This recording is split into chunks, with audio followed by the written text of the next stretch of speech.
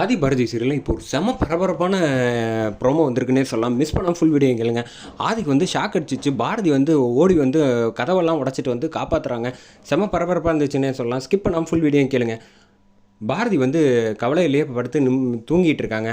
அந்த சமயத்தில் வந்து பாரதிக்கு வந்து மனசு வந்து ரொம்ப பதட்டமாகவே இருக்குது. என்னாச்சு, ஆதிக்கு எதுவும் ஒன்று நடக்கிற மாதிரியே இருக்குது அப்படின்னு சொல்கிறாங்க. அதே சமயத்தில் இந்த பக்கம் வந்து பார்த்திங்கன்னா ஆதி வந்து கெஸ்ட் ஹவுஸில் வந்து தண்ணி வந்து கையளம்பலான்ட்டு வந்து யோசிச்சுட்டு இருக்கப்போ வந்து பைப்பை வந்து திறந்தோடனே ஆதிக்கு வந்து லைட்டாக ஷாக் அடிச்சிருது. பைப்பில் வந்து நம்ம அறிவு வந்து செட் பண்ணி வச்சுருக்காங்க போல் எலக்ட்ரிஷியனை வச்சு.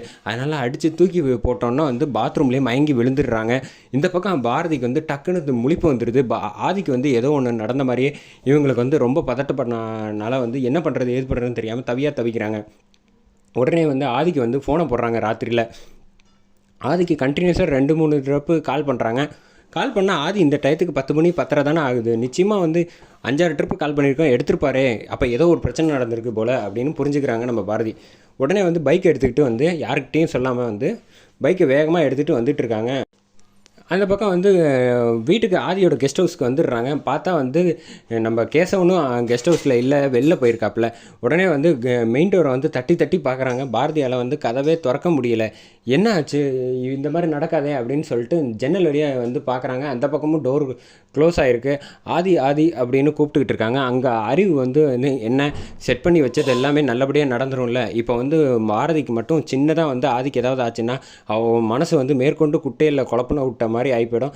இந்த கல்யாணம் வேண்டாங்கிற முடிவை எடுத்துருவா இல்லை அப்படின்னு பேசிக்கிட்டு இருக்காங்க. நிச்சயமாக எடுக்க அதிகபட்ச வாய்ப்பு இருக்குது அப்படின்னு அவங்க போட்ட திட்டம்படி பேசிக்கிட்டு இருக்காங்க.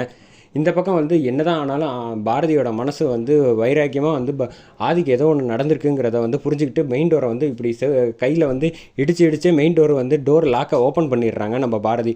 ஓப்பன் பண்ணதுக்கப்புறமேட்டுக்கு உள்ளே வந்து பார்க்குறாங்க. உள்ளே வந்து ஒவ்வொரு ரூமாக தேடுறாங்க. ஆதி ரூமுக்கு போய் பார்த்தா ஆதியை காணும். என்ன ஆச்சு காணுமே அப்படின்ட்டு ஃபோனை எடுத்து பார்க்குறாங்க. ஃபோன் பண்ணி பார்த்தா ஃபோன் வந்து இங்கே ரூமில் பெட்டு மேலேயே இருக்குது. அப்போ வந்து ஆதி இங்கே தானே இருந்திருக்கணும். ஃபோன் இல்லாமல் ஆதி வந்து வெளில போக வாய்ப்பு இல்லையே அப்படின்னு சொல்லிட்டு பாத்ரூம் கதை வந்து லைட்டாக தட்டி பார்க்குறாங்க. திறக்க முடியல. தள்ளி பார்த்தா கால் வந்து தெரியுது. காலை பார்த்தோன்னே வந்து அதிர்ச்சி ஆயிடுறாங்க நம்ம பாரதி. உள்ளே வந்து பார்க்குறாங்க. ஆதி மயக்கம் போட்டு கிடக்கிறத பார்த்தோன்னே துடிக்க ஆரம்பிச்சிட்டாங்கன்னே சொல்லலாம் நம்ம பாரதி.